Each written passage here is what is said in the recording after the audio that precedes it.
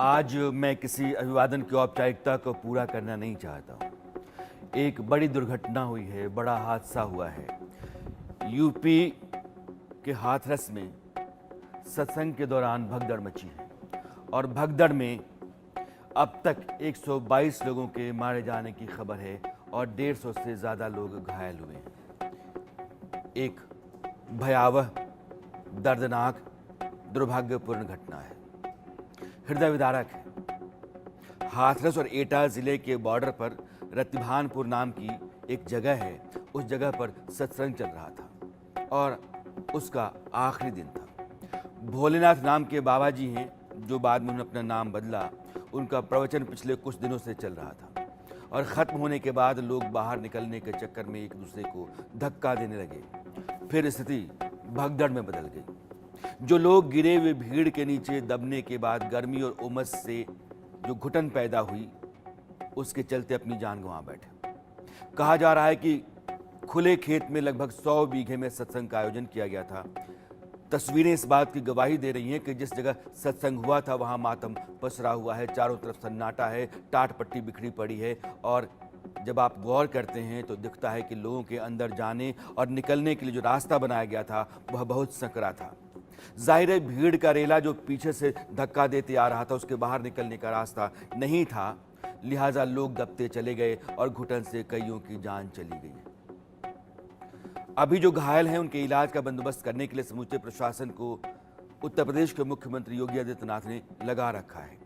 उत्तर प्रदेश के chief secretary, DGP और योगी मंत्रिमंडल के 2 मंत्री घटनास्थल पर पहुंच रहे हैं। खुद मुख्यमंत्री योगी आदित्यनाथ ने हादसे की जांच के लिए कमेटी गठित की है।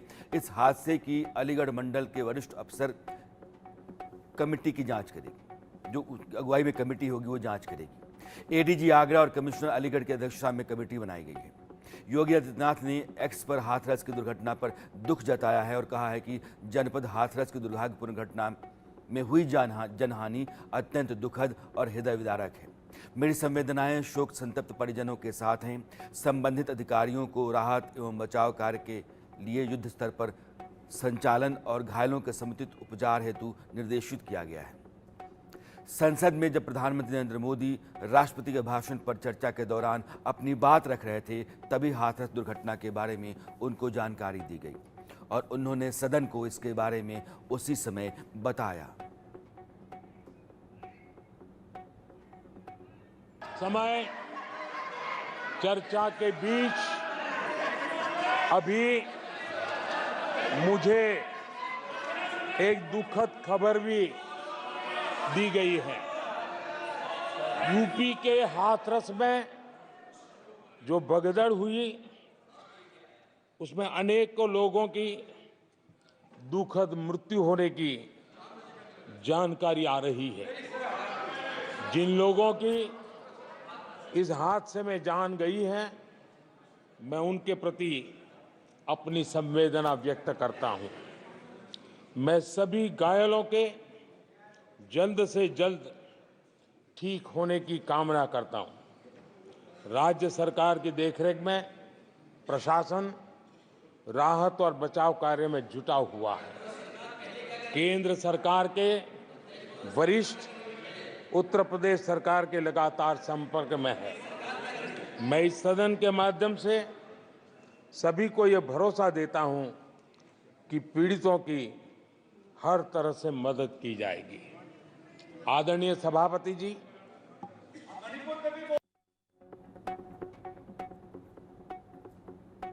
अभी जो वहाँ हालात हैं हाथरस में और पड़ोस के ज़िले एटा में, क्योंकि एटा में भी लोगों को जो घायल हैं उनको इलाज के लिए ले जाया गया है। 150 के आसपास घायल लोग जिनको तुरंत फौरी तौर पर इलाज की ज़रूरत है और जिस स्तर की ज़रूरत है उसके लिए दोनों ज़िलों के बीच में जो प्रशासन है वो प्रबंध में लगा हुआ है। इसलिए दोनों जगहों पर हालात कैसे हैं इसके लिए मैं अपने दोनों सहयोगियों को जोड़ना चाहता हूँ। प्रदीप हाथरस से जुड़ रहे हैं और मनोज एटा से। प्रदीप, अभी आप जहां हैं, जो घायल हैं उनके इलाज का बंदोबस्त कैसा है और जिनकी जान चली गई है उनके शव को घर वालों तक पहुंचाने के लिए या उनके सुपुर्द करने के लिए व्यवस्था क्या की जा रही है?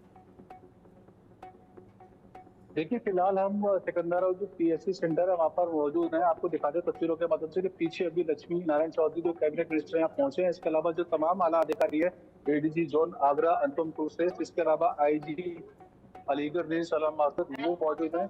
फिलहाल जो घायलों की संख्या इस वाले सीएसपी पर तकरीबन 5 घायल जो है, बाकी उनको अलीगढ़ मेडिकल कॉलेज रेफर कर दिया गया है। इसके अलावा जो शव है, क्योंकि यहाँ पर तकरीबन जो अभी जो पुलिस जो जिलाधिकारी ने कहा कि लगभग सब यहाँ पहुंचे, तो उनको जो है 40 एम्बुलेंस लगातार यहाँ लगी हुई है। उनके जो पोस्टमार्टम के लिए, चाहे वो हाथरस की बात करें या फिर आगरा की अलीगढ़ की बात करें या एटा की बात करें, तो लगातार जो है पुलिस और प्रशासन मॉनिटरिंग कर रहा है और जो घायल है उनको उपचार दिया रहा है, और जो ठीक हो चुके हैं उनको यहाँ से जो परिजन है उनको सुपुर्द कर दिया गया है। क्योंकि बहुत सारे ऐसे घायल हैं जिनके मामूली चोट लगी थी, तो उनके परिजन यहाँ पहुंच गए थे, तो वो अपने जो घायल थे उनको अपने साथ देंगे। जो गंभीर रूप से घायल है उनको इलाज के लिए, क्योंकि यहाँ पर सीएससी सेंटर में इतनी सुविधाएं नहीं है कि उनका प्रॉपर इलाज हो पाए, इसीलिए जो नजदीकी मेडिकल सेंटर है, जो हायर मेडिकल सेंटर है, जनपद अलीगढ़ में पड़ता है, तो अलीगढ़ जो मेडिकल सेंटर है वहाँ के लिए सारे घायलों को रेफर कर दिया गया है। क्योंकि एटा में थोड़ा सा बड़ा एक मेडिकल स्टार्ट हुआ था, तो वहाँ पर सुविधाएं, तो जो मरीज थे वहाँ पर भी कम हो गई, यही हालात है। लेकिन फिलहाल बात करते हैं सिकंदरा सेंटर की, तो यहाँ से जो तमाम जो मरीज थे उनको एक एक करके एम्बुलेंस के जरिए, या जो परिजन जो कुछ अपने वाहनों की भी उन्होंने इंतजाम किए थे, जो लोकल स्तर पर जो अनवय यहाँ पहुंचे थे सुनने के लिए, तो वो उन सारे घायलों को अपने अपने को कुछ जो कम गंभीर घायल थे उनको अपने घर ले गया, और जो बाकी गंभीर रूप से घायल है उनको अलीगढ़ मेडिकल कॉलेज रेफर कर दिया गया। फिलहाल बात करते हैं तो यहाँ पर 4 से 5 जो घायल है वही यहाँ पर अभी रह गए। बाकी जो शव है उनको जो है, क्योंकि अभी परिजन पहचान नहीं कर पा रहे, क्योंकि लोकल के अलावा तमाम जो अन्य प्रदेश में बात करें, उत्तराखंड के, पंजाब की, तो वहां से भी लोग उन्हें सुनने के लिए यहाँ पहुंचे थे। तो ऐसे जो परिजन है उनको ये बिल्कुल भी आशंका नहीं थी कि इस तरह का हादसा होगा। तो जो और जो शव है इस तरीके के, तो उनको पुलिस ने पहचान के लिए रखा हुआ है ताकि उनके परिजन यहाँ पहुंचे। प्रदीप, एक सवाल है। सवाल ये है कि जहां भी सत्संग चल रहा था, कितने लोगों की भीड़ थी और भगदड़ का कारण क्या है? यहाँ पर ये सत्संग चल रहा था, ये सिकंदरा तहसील से एटा रोड से 3 किलोमीटर गांव पड़ता है, और ये गांव का पूरा खुला एरिया था जहाँ पर के, क्योंकि प्रशासन से जो अनुमति मांगी गई थी वो 200 से 300 लोगों की मांगी गई थी, लेकिन जो मौके पर जो भीड़ थी तकरीबन 20,000 से ऊपर की संख्या में लोग यहाँ मौजूद थे। और जो भगदड़ का कारण बना वो ये बना कि जो बाबा हैं, भोले बाबा जिनका नाम है, इनका जो चरण के नीचे जो मिट्टी होती है उसको लोग प्रसाद के रूप में लेते हैं। ज्यादातर जो मरने वाली है, जो घायल थे, वो महिलाएं और बच्चे थे। तो कहीं ना कहीं बाबा के जो चरणों की धूल थी, जिसे अंधविश्वास कर ले या कुछ भी कर ले, उसको लेने के लिए वहां पहुंचे, तो उसी दौरान क्योंकि खेत गीला था, ऊपर से उमस थी, कुछ लोग जो है हीट स्ट्रोक का शिकार हुए और वहां पर कुछ लोग वहां बेहोश होकर गिर गए। तो उसी से पूरे जो है अफरा तफरी का आलम हो गया और भगदड़ मच गई, जिसमें कि ज्यादातर जो मरने वाले हैं, इसमें पुरुषों की संख्या बहुत कम है, ज्यादातर महिलाएं हैं और छोटे बच्चे हैं जिनकी इसमें पूरे हादसे में मौत हुई है। तो कहीं ना कहीं जो बाबा का जो दर्शन करने का जो प्रचलन है, जो उनकी चरण पादुका की जो मिट्टी है उसको लेने के लिए जो लोग आतुर थे, नजर आ रहे थे, जो उनके अनुयायी थे, तो उसी कारण ये हादसा हुआ है। जी प्रदीप, ये बहुत जरूरी बात है। अभी तक तो ये कहा जा रहा था कि जब प्रवचन खत्म हो गया उसके बाद लोग बाहर निकल रहे थे, निकलने के चक्कर में धक्का मुक्की हुई, जल्दी निकलने के चक्कर में एक ने दूसरे को धक्का दिया, दूसरे ने तीसरे को धक्का दिया, फिर वो भीड़ का रेला जो है एक दूसरे के ऊपर गिरता चला गया और लोग दबते चले गए, इसलिए घुटन से, उमस से उनकी मौत हो गई। आप कहते हैं कि बाबा जी के पैरों की धूल लेने के लिए लोग उनकी तरफ बढ़े, उसके बाद भगदड़ हो गई। स्थिति सही क्या है? देखिए, बिल्कुल यहाँ पर जो लोग थे मौके पर, हमने उनसे बातचीत की और पूरा हादसा कैसे हुआ, कैसे ये घटना हुई, उसके बारे में उनसे जानकारी की। तो लोगों ने बताया कि जब बाबा प्रवचन करके जाने लगते हैं तो उनके जो जहाँ जहाँ चरण पड़ते हैं, जहाँ जहाँ उनके पैर पड़ते हैं, तो उनके जो नीचे की मिट्टी होती है लोग उसे प्रसाद के स्वरूप में लेते हैं। यही कारण है कि जो महिलाएं और जो बच्चे आगे थे, जैसे ही बाबा का प्रवचन खत्म हुआ और वहां से जाने लगे, तो जो उनके चरणों के नीचे वाली जो मिट्टी थी उसको लेने के लिए लोग जो है आतुर दिखाई पड़े, और उनमें आपस में होड़ सी मच गई कि पहले बाबा की जो चरणों की जो मिट्टी है प्रसाद कौन लेगा। इसी को लेकर कुछ, क्योंकि जो खेत जो था गीला था और वहां पर ऐसी स्थिति नहीं थी कि लोग वहां सामान तौर पर खड़े हो पाए, तो जो गीली मिट्टी थी और ऊपर से उमस और भारी संख्या में थी, उसे धक्का लगा। धक्के में जो महिला और बच्चे कुछ आगे गिर गए, उनके पीछे जो लोग आते रहे और रेला जो लगातार दबाव बनाता रहा, जिससे कि इस तरह का हादसा हुआ है। क्या क्या स्थिति है? आप समझिए कि अपना भाग्य हासिल करने के लिए हम दुर्भाग्य को दावत देते हैं। बाबा जी कहाँ से गुजरते हैं, उनका पैर जहाँ पड़ता है वहाँ की धूल उठाने के लिए जो लोग झुकते चले गए, वो एक दूसरे के ऊपर गिरते चले गए और भगदड़ की स्थिति हो गई। हम जो सत्संग है वो हमारे आप के लिए सही रास्ता देने का मार्ग होता है। जीवन में हम सही रास्ते पर चल सकें, हम अपने परिवार और अपनों को एक साथ समेट कर सहेज करके सत्कर्म के रास्ते पर रहें, इस खातिर सत्संग होता है। बाबा जी के चरण रज के लिए अगर आप झुकते हैं, उस मिट्टी को अपने माथे पर लगाने के लिए एक दूसरे के ऊपर गिरते हैं, तो वो सौभाग्य जो आप हासिल करना चाहते हैं वो दुर्भाग्य में कैसे बदलता है, इसका बहुत बड़ा गवाह यह सत्संग है। लेकिन जो बाबा जी हैं, मैं अपने दोनों सहयोगियों के पास चलना चाहता हूँ। संजय आगरा से जुड़े हुए हैं और मनोज एटा से। लेकिन ये बाबा जी कौन हैं, मैं आपको बताना चाहता हूँ। ये जो बाबा जी हाथरस में प्रवचन कर रहे थे और जहां भगदड़ मची है, जहां अभी तक 122 लोगों के मारे जाने की खबर है, हमारे सहयोगी आपको बता रहे हैं, उनका नाम है, ऐसे लोग भोले बाबा कहते हैं कि उन्होंने अपना नाम रखा नारायण साकार हरि। वो नारायण भी हैं, साकार भी हैं और हरि भी हैं। ये बाबा जी एटा के बहादुर नगरी गाँव के रहने वाले हैं। 18 साल तक उन्होंने यूपी पुलिस में नौकरी की और लोगों से कहते थे कि हम इंटेलिजेंस में काम करते रहे। नौकरी से उन्होंने वीआरएस ले लिया। वीआरएस लेने के बाद अपने गांव में उन्होंने कुटिया बना ली। उसके बाद उन्होंने संतई करनी शुरू कर दी। नाम रख लिया नारायण साकार हरि। नाम में भी बड़ा दम होता है। ये बाबा जी गेरुआ कपड़ा नहीं पहनते। इनकी तस्वीर आप देखिएगा, ये फुल वाइट ड्रेस पहनते हैं, सूट टाई और जूता वगैरह, एकदम सफ़ेद रहते हैं और सूटेड बूटेड दिखते हैं ये। और इनके जो श्रद्धालु हैं, इनके समर्थक हैं, उत्तर प्रदेश, बिहार, राजस्थान, हरियाणा, उत्तराखंड, इनमें बड़ी तादाद में हैं। आप समझिए कि यह जो सत्संग का चल रहा था, 20,000 से ज़्यादा लोग उनको सुनने के लिए आए थे और चरण रज पाने के लिए जो लोग झुके, उन्होंने अपनी मौत को दावत दी। अभी जो स्थिति है उसके लिए मैं आपको मनोज के पास ले चलता हूँ। आगरा, एटा, अलीगढ़ और हाथरस, ये चारों आपस के ज़िले हैं, एक दूसरे से जुड़े हुए। क्योंकि अलीगढ़ में इंतज़ाम इलाज का बहुत बड़ा है, आगरा में बेहतर है हाथरस के मुकाबले, इसलिए मैं आपको अभी संजय के पास ले चलना चाहता हूँ। संजय आगरा में है। संजय, अभी आगरा में क्या बंदोबस्त है और कितने घायलों को वहां ले जाया गया है?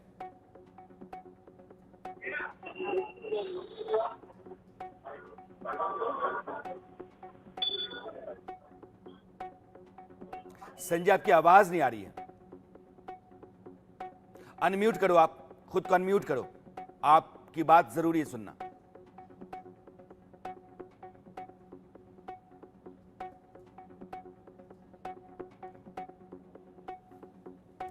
जब तक संजय से मेरा संपर्क होता है, मनोज, मैं आपके पास आना चाहता हूं। आप एटा में हैं।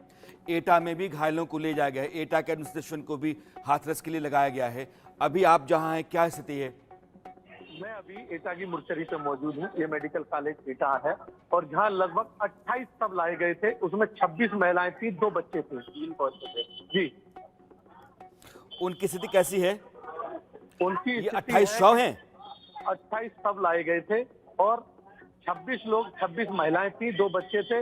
उसमें पोस्टमार्टम हो रहा है। कुछ सब पोस्टमार्टम होके जा भी चुके हैं और लगातार पोस्टमार्टम चल रहा है जी। एटा में घायलों को भी दाखिल कराया गया है। तीन घायल हैं अभी। 3 घायलों की सूचना है। 3 सिर्फ घायल हैं। पोस्टमार्टम होके लगातार जो पोस्टमार्टम होते जा रहे हैं, उनको लगातार प्रशासन भेज रहा है। 3 हो गए पोस्टमार्टम। 3 पोस्टमार्टम अब तक हो चुके हैं। अभी की सूचना मेरे पास है। 3 पोस्टमार्टम हो चुके हैं। 3 सब यहाँ से मुर्चरी से जा चुके हैं। मनोज, हमारे सहयोगी एटा से कह रहे हैं कि जो जान गंवा बैठे, उनमें से 28 शव पहुंचे हैं एटा में। 26 महिलाएं हैं, 2 बच्चे हैं। यह जो 122 लोग मारे गए हैं, इनमें ज़्यादातर महिलाएं हैं और बच्चे हैं। महिलाओं को ज़रूरी लगता है कि घर में अगर कुछ नहीं है और घर में दुर्भाग्य पसरा हुआ है, तो वो उसको दूर करके, जो उसको दरिद्र हम कहते हैं, उसको दूर करके अपने घर के हालात बेहतर कर लें। और उसी खातिर वो इस तरह के संतत्व के रास्ते पर जाती हैं, प्रवचन सुनने जाती हैं, टोटके करती हैं, पूजा पाठ करती हैं। यह रास्ता उनको कहीं ना कहीं कोई ठिकाना दे दे, ठौर दे दे, इसके लिए उस पर चलती हैं। लेकिन कभी कभार इस तरह के हादसे हो जाते हैं, दुर्घटनाएं होती हैं और हृदय विदारक होती हैं। घर से लौट करके वो घर से निकलते हैं इसलिए कि वो कुछ ले करके लौटेंगे, लेकिन फिर वो लौटते नहीं हैं और फिर उसके बाद घर वाले लगातार परेशान रहते हैं, उनको ढूंढते रहते हैं और कहीं किसी अस्पताल में उनकी लाश मिलती है। मैं आपको अजीत के पास ले चलना चाहता हूँ, लखनऊ। अजीत हमारे रेजिडेंट एडिटर हैं उत्तर प्रदेश के। अजीत, अभी आपके पास जो जानकारी है वो क्या है? चूँकि पूरी सरकार और पूरा प्रशासन उत्तर प्रदेश का हाथरस की घटना में लगा हुआ है, अभी जो लेटेस्ट जानकारी आपके पास है वो क्या है?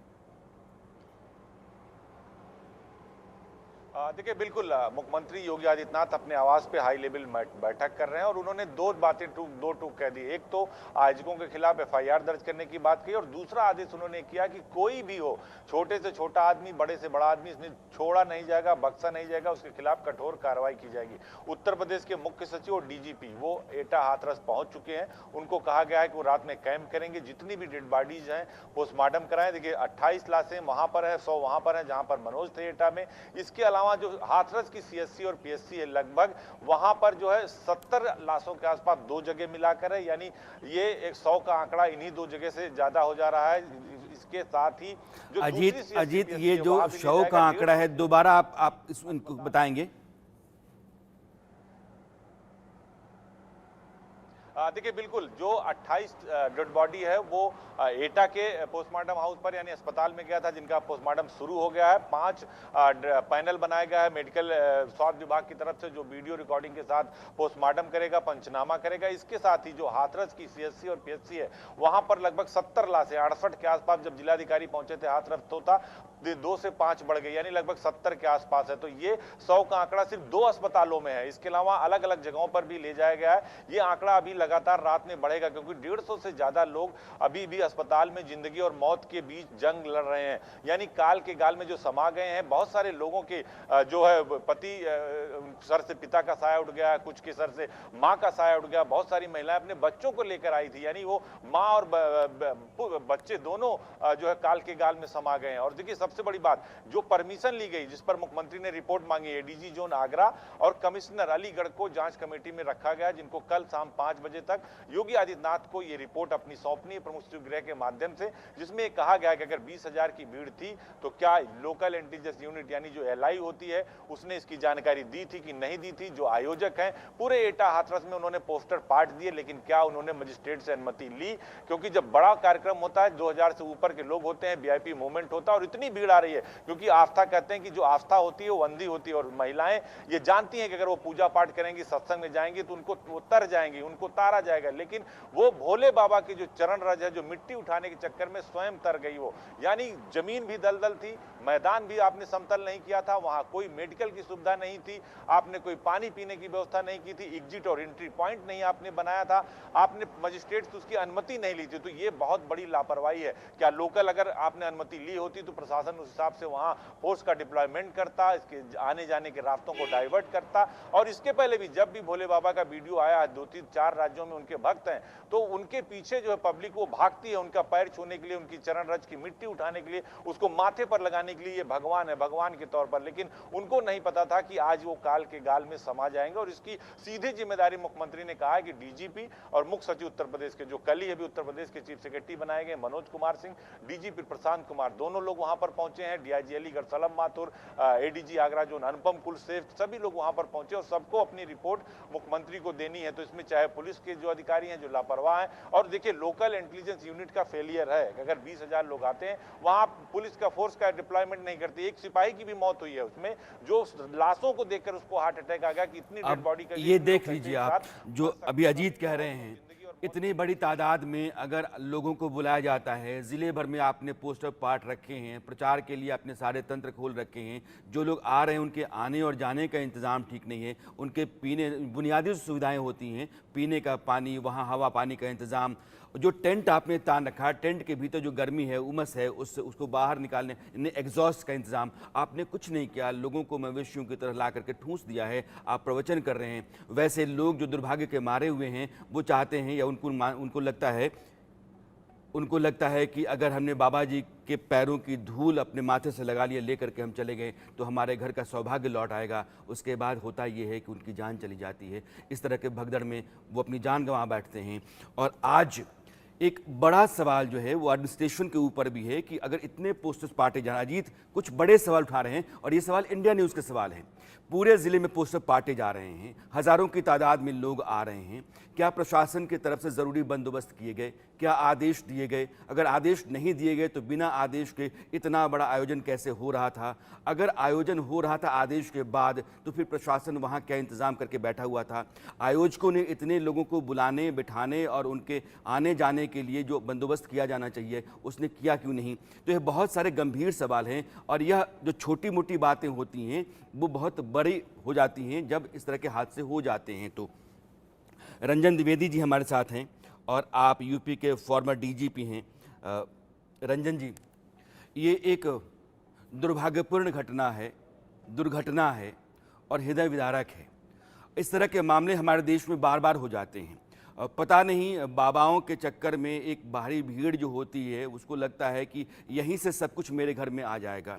कभी कोई रुद्राक्ष लेकर के आ जाता है, आपको याद होगा प्रदीप मिश्रा के रुद्राक्ष का हादसा, उसमें भी भगदड़ मच गई। रुद्राक्ष दे देने भर से और उनके रुद्राक्ष को घर ले जाने भर से हमारे यहाँ सब कुछ बदल जाएगा, हमारे घर में संपत्ति आ जाएगी, विपत्ति चली जाएगी, यह मानसिकता हमारी है।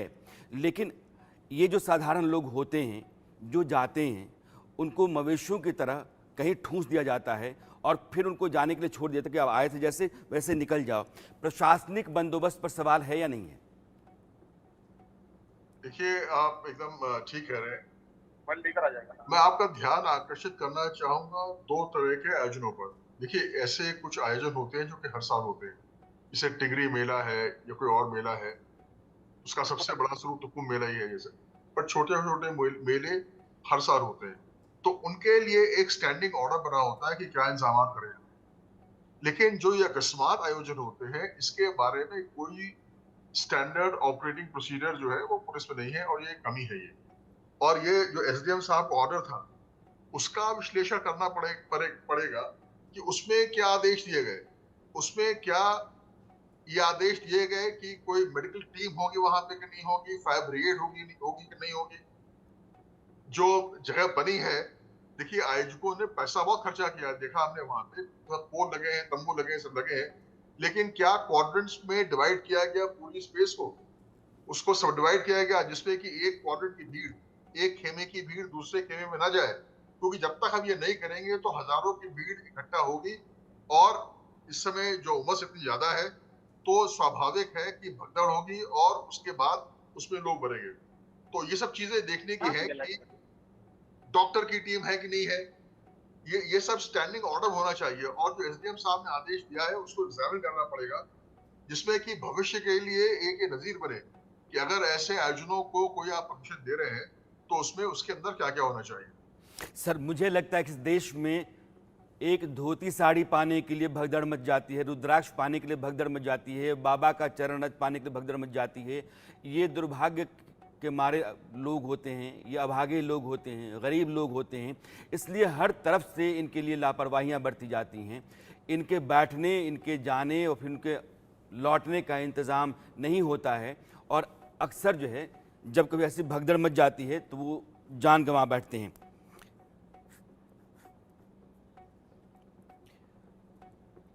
डॉक्टर एसएनएस यादव साहब हमारे पास जुड़ रहे हैं, आप पूर्व मेडिकल ऑफिसर हैं।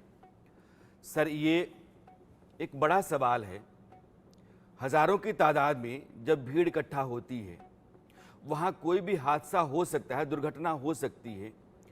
जो ज़रूरी मेडिकल बंदोबस्त होते हैं कि अगर कुछ हो जाए तो फिर हम लोगों का इलाज कर पाएँ, उनको मेडिकल असिस्टेंस दे पाएँ, इस खातिर हमने कभी भी इंतज़ाम नहीं देखे और बहुत से लोगों की जान इसलिए चली जाती है क्योंकि इस तरफ से लापरवाहियां बढ़ती जाती हैं और हाथरस में भी ऐसा ही है। जी बिल्कुल सही है। देखिए, ये जो आज की घटना है ये बहुत ही दुर्भाग्यपूर्ण है। इसमें जो लोग मरे हैं उनके प्रति सर्वप्रथम मैं संवेदना व्यक्त करता हूं और ईश्वर से प्रार्थना करता हूं कि उन्हें शांति मिले, आत्मा को शांति मिले। मैं ये कहना चाहूँगा कि देखिए, प्रथम दृष्टिया में तो जो आयोजक हैं उनको अंदाज लगा लेना चाहिए कि कितने हमारे पास आ रहे हैं और प्रशासनिक अधिकारी जो अनुमति देता है उतने भीड़ के रखने के लिए व्यवस्था होती है। साथ साथ जिला प्रशासन जो होता है मेडिकल टीम को अलर्ट करे, पास के ट्रॉमा सेंटर, जिला अस्पताल या सीएससी जो भी हो, they should be well equipped. जो इस तरीके के भगदड़ में मौतें होती हैं उसमें कहते हैं कि हम कंप्रेसिव एस्फेक्सिया एक दूसरे के ऊपर गिरते हैं तो सांसें रुक जाती। तो सर्वप्रथम यह है कि जो विक्टिम है उसको उस भीड़ से निकाला, ऐसे वॉलंटियर्स वहाँ होना चाहिए और कार्डियोपल्मोनरी रिसससिटेशन जिसमें सीपीआर कहते हैं वो देना चाहिए नियरेस्ट अस्पताल में, जहाँ जी। पर प्रचुर मात्रा में ऑक्सीजन हो और असिस्टेड रेस्पिरेशन। असिस्टेड का मतलब बाईपैप हो, वेंटिलेटर हो। कोरोना में हम लोग देश का पूरे देश में काफी कोरोना ने सीख दिया कि ऑक्सीजन प्लांट लगा गए, कई कंपनियों के ऑक्सीजन प्लांट लगा गए, हर अस्पताल में ऑक्सीजन कंसंट्रेटर, ऑक्सीजन पंप और वेंटिलेटर रखे गए प्रधानमंत्री योजना के तहत, और भी लोगों से और कार्यकारी सीएसआर फंड से दिया गया बहुत सारी लेकिन सर चीजें। सब दिखता नहीं तो है वो ना। सब आप चीजें देखिए कि एटा में, हाथरस में, ऐसे जिले उत्तर प्रदेश के जहां जो घायल हैं उनके इलाज का प्रॉपर बंदोबस्त नहीं है, तो जाहिर है कि मरने वालों की तादाद बढ़ सकती है। और यह जो पूरा का पूरा इल्ज़ाम है, इसका दोष है वहां उस तरह के इंतजाम ना होने पर ही जाएगा। जी, ये तो देखिए एकाएक हुआ है, लेकिन अस्पताल तो हमेशा एक वेल इक्विप्ड होना चाहिए कि हम इतने लोग का, अगर मान लीजिए आपका 50 बेड का अस्पताल है, 200 लोग आ गए, 400 लोग, तो बड़ा अल्फा। तो उस समय जो हमारे स्वास्थ्य विभाग के व प्रशासन का दूसरे जिलों के डॉक्टरों को, दूसरे अस्पतालों के डॉक्टरों को तुरंत हम वो करें। हमारे पास 108 एम्बुलेंसेस इतनी प्रचुर मात्रा में 3000 4000 के आसपास होगी। जब मैं था सीएमओ लखनऊ, जी तो उस समय करीब 3900 के करीब लॉन्च की गई थी, जहाँ तक हमको याद है। जी। देखिए एग्जैक्ट डाटा तो नहीं दे सका। उसके बाद बढ़ी एम्बुलेंस 7-8 सालों में, तो डेफिनेटली बहुत बड़ा बेड़ा है। अब कहाँ मैं सिर लौटता हूं आपके पास, साल लेकिन साल ये से है कि ऊपर है। अभी एटा में, अलीगढ़ में, आगरा में जो जिन लोगों ने जान गंवाई है उनकी डेड बॉडी, उनका पोस्टमार्टम किया जा रहा है। मैं फिर से हाथरस चलना चाहता हूँ प्रदीप के पास। प्रदीप, आप जहाँ हैं वहाँ की स्थितियाँ क्या हैं? और कहा यह जा रहा है कि राज्य की तरफ से बहुत बड़ा अमला अधिकारियों का वहाँ भेजा गया है और तुरंत इंतज़ाम दुरुस्त किए जाएं, इसके लिए उनको आदेश दिया गया है। अभी आप वहाँ देख क्या रहे हैं? हेलो,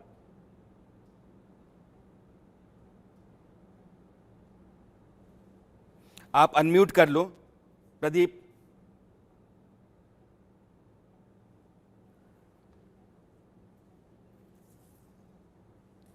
प्रदीप की आवाज़ मुझ तक नहीं आ रही है। अजीत, मैं आपके पास आना चाहता हूं। आवाज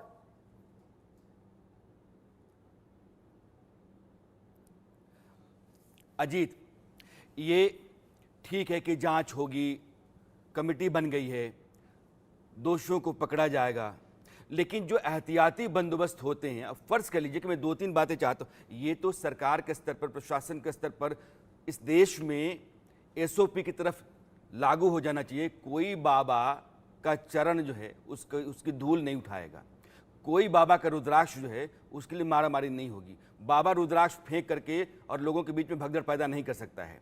बाबा ये तय नहीं करेगा कि मेरी जो चरण की धूल है उससे आपका सौभाग्य लौटता है।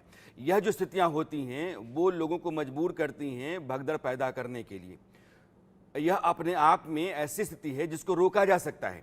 अगर हमको पता है कि बाबा की पैरों की धूल के लिए लोग मारामारी करेंगे, या किसी बाबा के रुद्राक्ष के लिए मारामारी करेंगे, या किसी बाबा के हाथ छू लेने भर से मारामारी करेंगे, तो ऐसी स्थितियों को तो रोका जा सकता है और ये तुरंत हो जाना चाहिए था।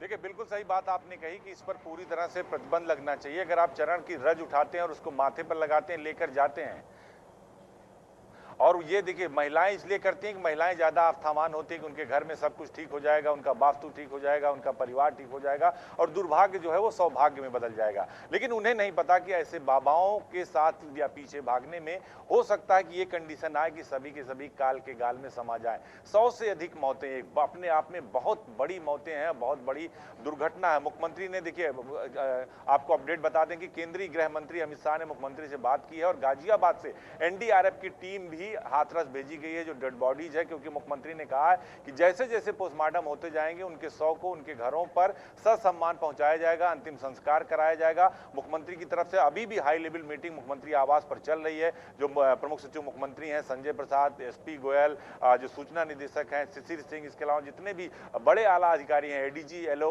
सभी लोग मौजूद हैं। इसके साथ ही जो 2 मंत्री हैं सरकार के, कैबिनेट मंत्री लक्ष्मी नारायण चौधरी जो मथुरा से आते हैं, उनको मौके पर भेजा गया है। संदीप सिंह जो कल्याण सिंह के पोते हैं, उत्तर प्रदेश सरकार में मंत्री हैं, उनको वहां पर भेजा गया है कि आप जाइए और रहिए, सीधे संवाद करिए, कहीं कोई संवादहीनता ना हो, क्योंकि बहुत बड़े पैमाने पर सिर्फ 2 अस्पताल मिला के लगभग 100 डेड बॉडी है। इसके अलावा बहुत सारे लोग अलग अलग जगहों पर ले गए, वो अस्पताल दूसरे जिलों में भी ले गए, वो धीरे धीरे ये संख्या बढ़ेगा, बार बार ये कहा जा रहा है। इसीलिए मुख्यमंत्री ने कहा कि 5 जिले के जो सीएमओज हैं उनको अलर्ट पर रखा गया, एम्बुलेंस को अलर्ट पर रखा गया। लेकिन सबसे बड़ा सवाल यही कि ये घटना हुई क्यों, इस घटना के पीछे जिम्मेदार कौन है? क्या लोकल इंटेलिजेंस यूनिट ने रिपोर्ट नहीं लगाई, आयोजकों ने सही बात प्रशासन को नहीं बताई, क्या सिर्फ थाने स्तर पे ही एप्लीकेशन दे के उसकी अनुमति ले ली? 200 से 500 लोगों की अनुमति लेकर 25,000 लोगों को कैसे आप बुला सकते हैं? और पुराना वीडियो भी अगर आप देखिए तो भोले बाबा की जब सत्संग होता है, सभा होता है, तो बहुत बड़ी भीड़ आती है और पीछे पीछे गाड़ी के काफिले के पीछे पीछे वो भागती है, जहां पर वो खड़े होते हैं वहां की मिट्टी का रज उठाकर माथे पर लगाती है। आज भी वही एग्जैक्ट हुआ। आपने कार्यक्रम तो कर लिया, पीने की पानी की व्यवस्था नहीं की, पंडाल में कूलर पंखे नहीं लगाए, यानी जो माहौल था वहां का, उसको आपने, जो ह्यूमिडिटी थी उसको आप कम नहीं कर पाए।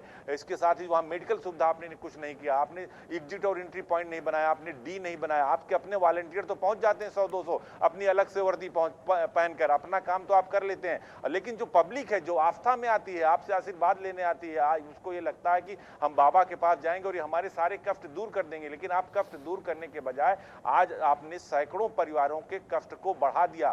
किसी का पिता चला गया, किसी की मां चली गई, ये हमारे देश का दुर्भाग्य भी है। जब कभी भी आप बाबाओं और मठों के आसपास भगदड़ होती है, उस भगदड़ में जो लोग जाते हैं या उस तरह के आयोजनों में, सत्संगों में जो लोग जाते हैं, उनको देखिएगा चरमराई हुई चप्पलों, लगभग फट चुके जूतों और मैले कुचले कपड़ों के साथ होते हैं।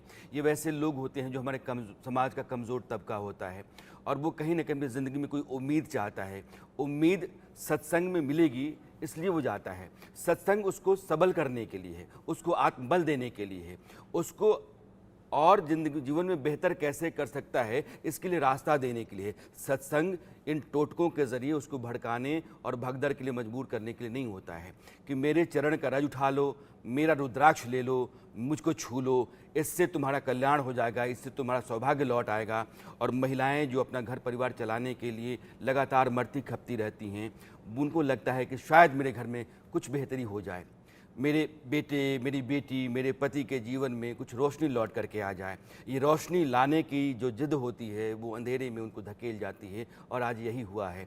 उस भगदड़ में जो आज हुई है, मारे गए लोगों में से ज़्यादातर महिलाएं और बच्चे हैं।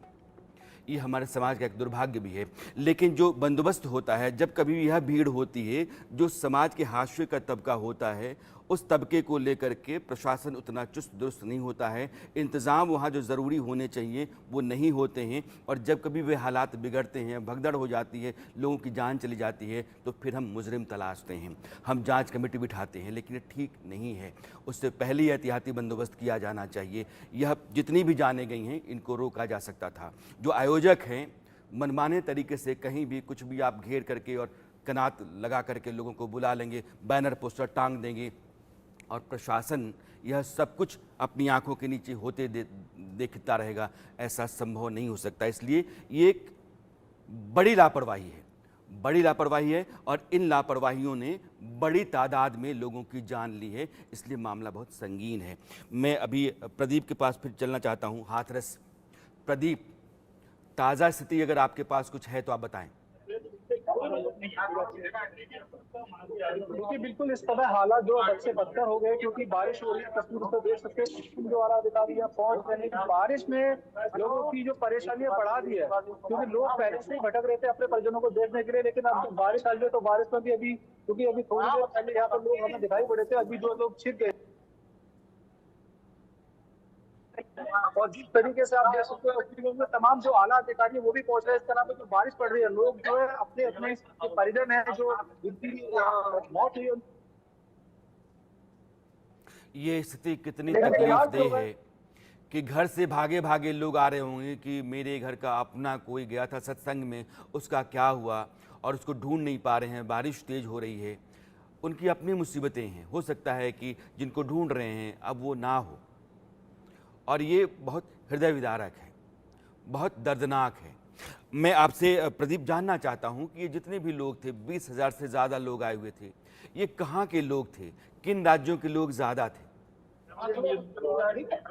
देखिए, ज्यादातर जो लोग थे जो अनुयायी थे उनको सुनने के लिए पहुंचे थे वो अलीगढ़ के आसपास के थे, लेकिन इसके अलावा तमाम जो नजदीकी प्रदेश से बात करें, उत्तराखंड की बात करें, पंजाब की बात करें, राजस्थान की, तो यहाँ से भी तमाम जो संख्या में, भारी संख्या में तमाम जो अनुयायी उन्हें सुनने के लिए पहुंचे थे। लेकिन प्रशासन को इसका अंदेशा हमेशा से रहता है कि बाबा की गद्दी जितनी भी सभाएं हुई है उसमें लाखों की, हजारों की संख्या में व्यवस्था होती है।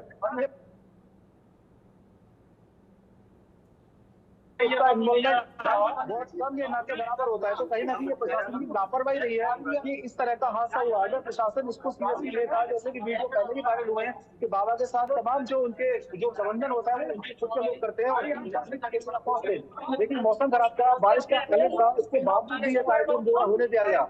तो ये जो चीजें हैं कि लोग थे, जो आसपास के लोग थे, इसके अलावा जो अन्य प्रदेश के लोग थे, वो भी हमारे संख्या में पहुंचे थे, क्योंकि बाबा को सुनने वाले लोग समाज से आते हैं।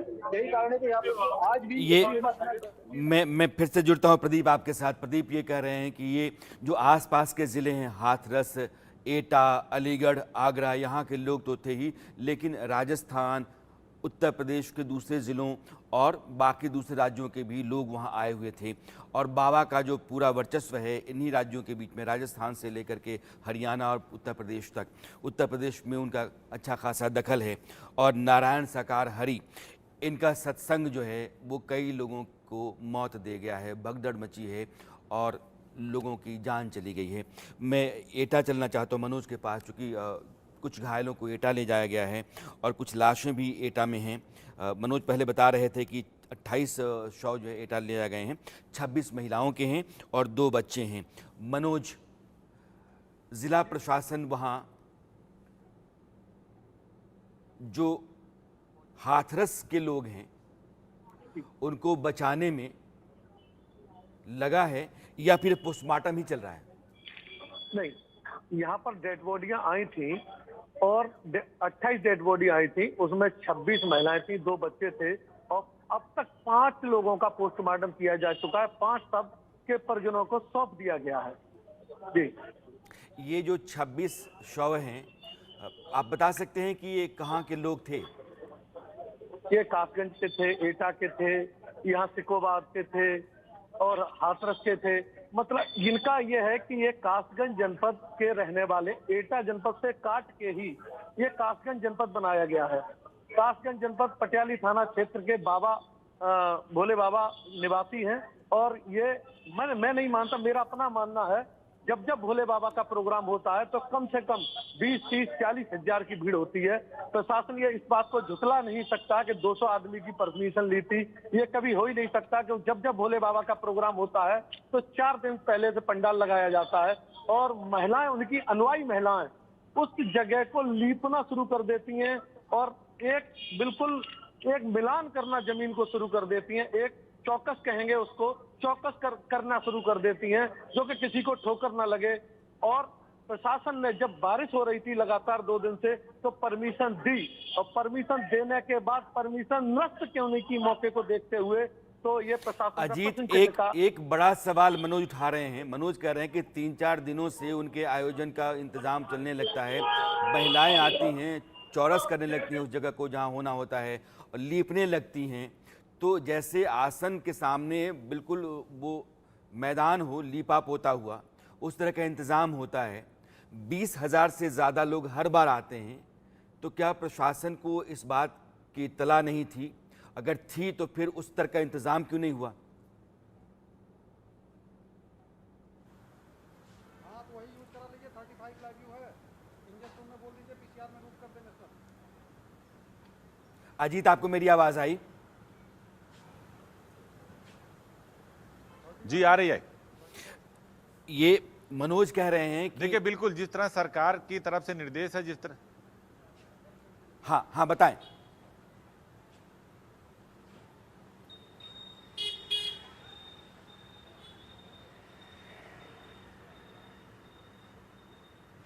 आ रही है आवाज आपकी?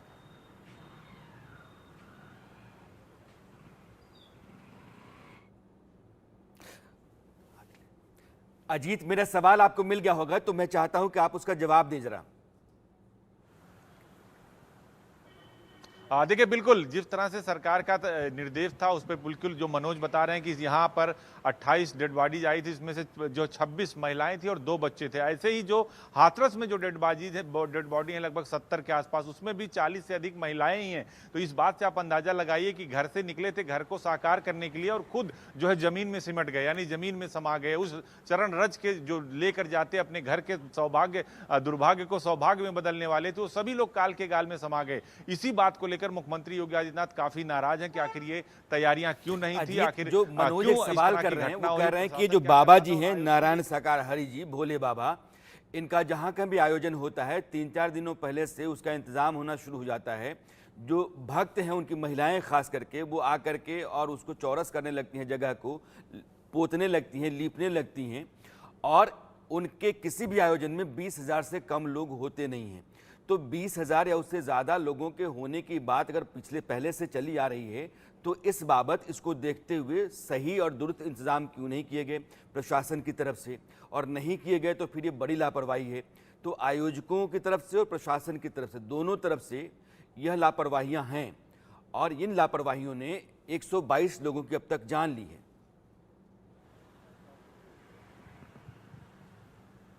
देखिए, बिल्कुल सही बात आपने कही कि दोनों तरफ से लापरवाहियां हैं। 4 दिन पहले लोग पहुंचते हैं, बड़ा बड़ा पंडाल लगता है, कैनोपी लगती है, आप आने जाने का रास्ता बनाते हैं, महिलाएं जाके वहां लीपना शुरू करती हैं और गाय का गोबर लेके जाती हैं, गोमूत्र लेके जाती हैं कि बाबा जी आ रहे हैं, इसको हम पवित्र करेंगे। पूरे इलाके को सही किया जाता, समतल किया जाता। लेकिन यहाँ की जमीन दलदल थी।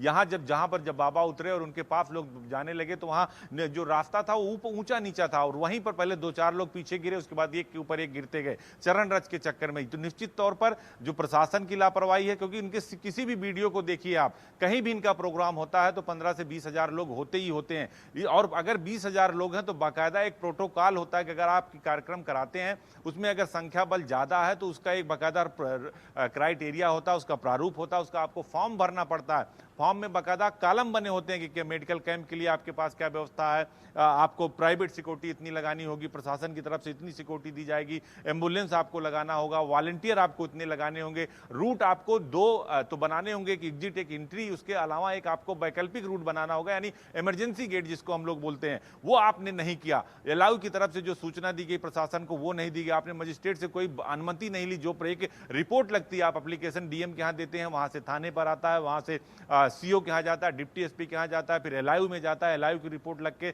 एडिशनल के पास जाता है, फिर पुलिस कप्तान के यहाँ जाता है, और वहां से फिर कलेक्ट्रेट आता है, जहां से बाकायदा मजिस्ट्रेट की तरफ से आपको एनओसी दी जाती है कि आप 15 से 20,000 लोगों का कार्यक्रम करेंगे और आपको ये चीजें करनी है। बाकायदा गाइडलाइन होती है, आप चाहे महोत्सव कराइए, चाहे आप सत्संग कराइए, प्रवचन कराइए, या फिर चुनाव के दौरान जब रैलियां होती है तो उसमें भी इसी तरह की अनुमति ली जाती है, और आपको बाकायदा प्रॉपर खाने पीने अजीत की बात आप सुनिएगा, तयशुदा तौर पर कुछ चीजें होती हैं जिनको करना आपके लिए जरूरी होता है जब कभी भी आप इतने बड़े स्तर पर आयोजन करवाते हैं। तो मैं अपने पीसीआर प्रोड्यूसर को बोलूंगा कि जिन लोगों ने वहां अपनों को खोया है, जो घायल हुए हैं, जो चश्मदीद हैं, उनके बयान निकाल कर रखें, क्योंकि उनके बयान भी बहुत ज़रूरी है सुनाना कि उन्होंने अपनी आंखों के सामने क्या देखा है, हादसा कैसे हुआ है, उन पर क्या गुजरी है और किन किन लोगों ने अपनों को खोया है। तो मैं चाहता हूं कि पहले आप उसको सुने।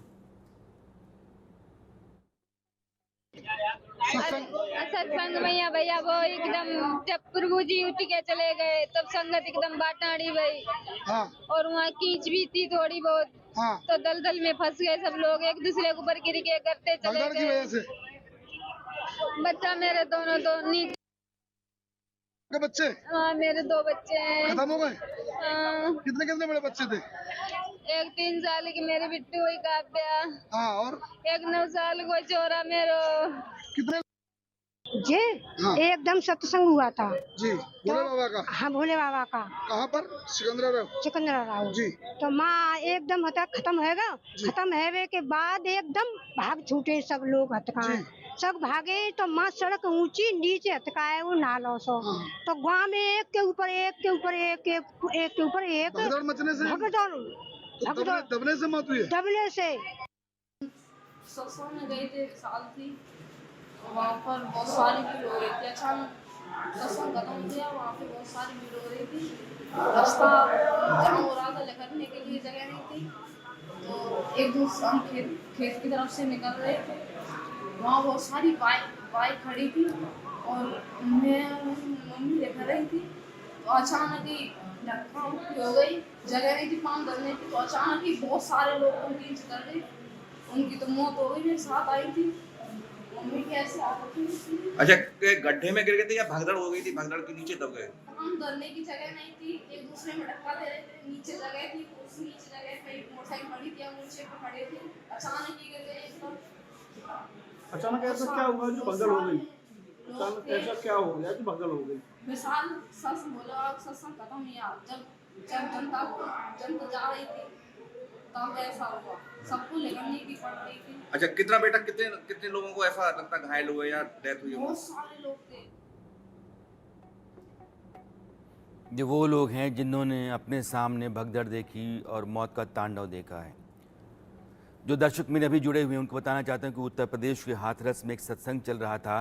कोई भोले बाबा हैं जो अपने आप को नारायण साकार हरि कहते हैं, और उस सत्संग में 20,000 से ज़्यादा लोग थे और बाबा जी के चरण रज के लिए लोग झुकने लगे, क्योंकि कहा यह जाता है कि उनके पैरों की धूल जिसने भी पा ली उसका सौभाग्य लौट आता है, उसके घर में बरकत होने लगती है। और इस खातिर लोग झुकते चले गए, एक दूसरे के ऊपर गिरते चले गए और फिर वो 20,000 की भीड़ जो थी वो भगदड़ में बदल गई और लोग दब करके मर गए। घुटन से, उमस से और लोगों के दबाव से मौतें हुई हैं। 122 लोगों की अब तक जान चली गई है।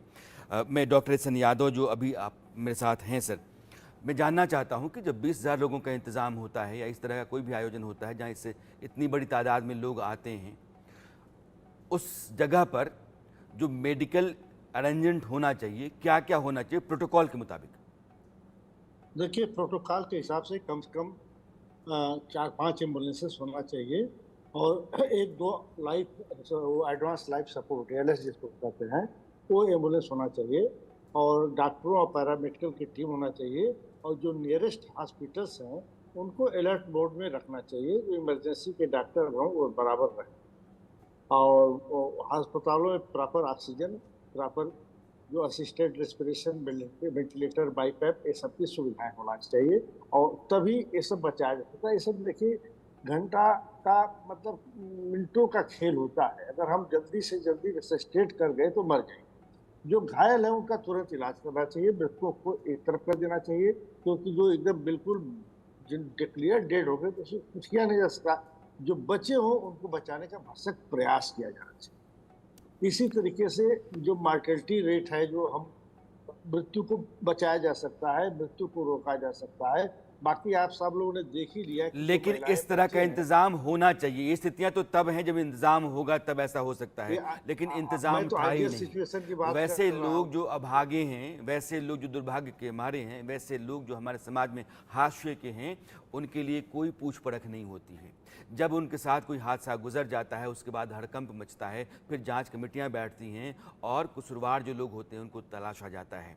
बाबाओं का सत्संग, बाबाओं के सत्संग के लिए इतनी बड़ी भीड़ और उस भीड़ में बाबा के चरण रज के लिए लोगों के बीच में मारामारी और भगदड़ का फिर वहाँ हो जाना और उसका जानलेवा हो जाना, ये स्थितियाँ खतरनाक होती हैं, कभी भी हो सकती हैं।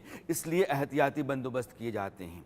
सावधानी जहाँ भी हटती है दुर्घटना वहाँ घट सकती है। और इस तरह के अजीत कह रहे हैं कि एक बाकायदा आपके पास नॉर्म्स हैं कि आपको ये फॉलो ही करना है। कितनी बड़ी भीड़ होगी, उस भीड़ के लिए आने जाने, लोगों के लिए ठहरने का इंतज़ाम, दवाई दारू, एम्बुलेंस, यह सब कुछ होना चाहिए। सिक्योरिटी के बंदोबस्त होने चाहिए।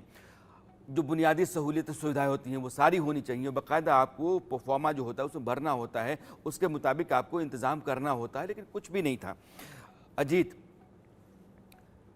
ये लापरवाही है, इसमें कोई दो राय नहीं।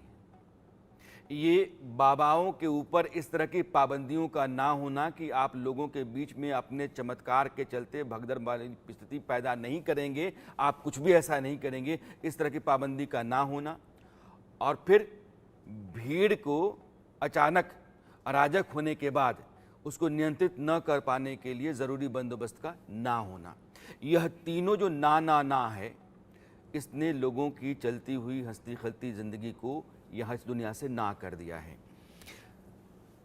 ये जो 122-23 लोगों की मौत है, दिया और ये चमत्कार चीत्कार में बदल गया। कितने परिवारों में करुण क्रंदन की चीत्कार गूंज रही थी। बाबा आए थे चमत्कार करने और पूरी सभा को चीत्कार में बदल दिया। अब सिर्फ चीखें सुनाई दे रही है, लोगों की रोने की आवाजें सुनाई दे रही थी। इनके लिए भी बाकायदा प्रोटोकॉल जारी होना चाहिए कि आप क्या कर सकते हैं और क्या नहीं कर सकते हैं। आस्था के नाम पर आप जनता को, आप भोली भाली महिलाओं को, बच्चों को, बुजुर्गों को जो आपका सत्संग सुनकर, आपका प्रवचन सुनकर शांति चाहते हैं, सुकून चाहते हैं, उनको आपने मौत के गाल में समा दिया, उनको आपके ने काल के गाल में समा दिया। आप अपनी सुविधा को देखते हैं लेकिन आने वाले भक्तों की, श्रद्धालुओं की सुविधा को नहीं देखते और इसीलिए चमत्कार के चक्कर में ये चीत्कार हो गया है। आपने कोई प्रोटोकॉल का पालन नहीं किया। आपने अपने वॉलंटियर, अपने आने जाने का काफिला, अपना रास्ता तो ठीक कर लिया आपने, लेकिन जो आपके भक्त हैं, श्रद्धालु हैं, कई राज्यों से जो आ रहे हैं, आसपास के लोग आ रहे हैं, उनके लिए आपने कोई सुविधा मुहैया नहीं कराई। जो प्रोटोकॉल होता है, ना आपने एम्बुलेंस किया, ना आपने लाइफ सपोर्ट सिस्टम वाली एम्बुलेंस को रखा, ना आपने मेडिकल टीम को रखा, ना आपने जो जरूरी सुविधाएं होती हैं, प्रॉपर मेडिसिन किट होती है कि भाई अगर किसी को उल्टी आ गई तो इसकी दवा देंगे, चक्कर आ गया तो इसकी दवा देंगे, अगर किसी को हार्ट अटैक आ जाए तो इको स्प्रिन जैसी जो दवाएं होती है वो पूरी मेडिकल किट होती है। अगर आपका बड़ा प्रोग्राम जब जारी होता है तो हम लोगों ने कई बार देखा कि एक लंबी चौड़ी 10-15 पन्ने की एक लिस्ट होती है, उसमें एक एक कॉलम होता है जिसको भरकर आपको ये बताना होता है, हाँ हमारे पास ये है, हमारे पास अपनी सिक्योरिटी है, हमारे पास बैरिकेटिंग है, हमारे पास इतनी चेयर है, हमारे पास इतने पंखे हैं, हमारे पास इतने कूलर हैं, इतने वॉलंटियर हैं जो आने वाले लोगों को पानी पिलाएंगे, चाय पिलाएंगे, खाना खिलाएंगे,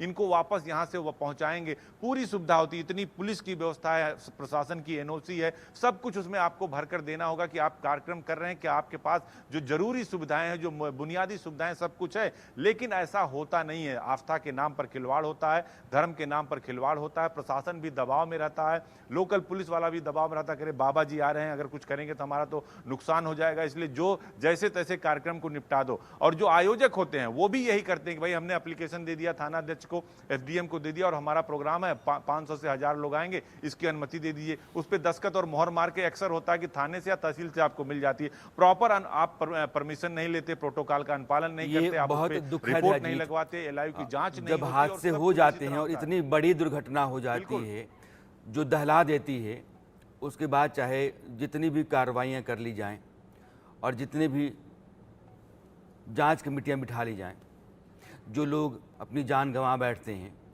उनकी वापसी नहीं हो सकती है। चमत्कार की आस में चित्कार हो जाता है। विश्वास आप लेकर के आते हैं, परिवार बिलखने लगता है। आप सौभाग्य लाने के लिए जाते हैं, दुर्भाग्य आ धमकता है। इसलिए सत्संग में जाइए जरूर, लेकिन अपनी समझ, अपना विवेक, उसको ताक पर मत रखिए। धर्म और धार्मिक होना दोनों बहुत जरूरी है, लेकिन धर्म का मर्म समझिए जरूर। ईश्वर विश्वास है, वो कर्म करने के लिए है। चमत्कार के पीछे भागेंगे तो चित्कार जरूर पैदा होगी। और ये बड़ी लापरवाहियां हैं जिन्होंने उत्तर प्रदेश में कई परिवारों में मातम पसार दिया है और घर परिवार के लोग चीख पुकार रहे हैं। इस खबर पर इंडिया न्यूज़ की नज़र लगातार बनी हुई है। दोषी कौन, कसूरवार कौन, इस तरह के हादसे दोबारा ना हो और इस तरह के बाबा कभी भी चमत्कार के चक्कर में लोगों के बीच में भगदड़ पैदा ना कर पाएं, ऐसी स्थितियां पैदा करने की कोशिश हम करेंगे। बहुत सारे सवाल हमारे हैं जो लगातार हम रख रहे हैं और सरकार को इस तरह के हादसे दोबारा ना हो, इस बाबत बहुत मजबूत और दुरुस्त बंदोबस्त करने चाहिए।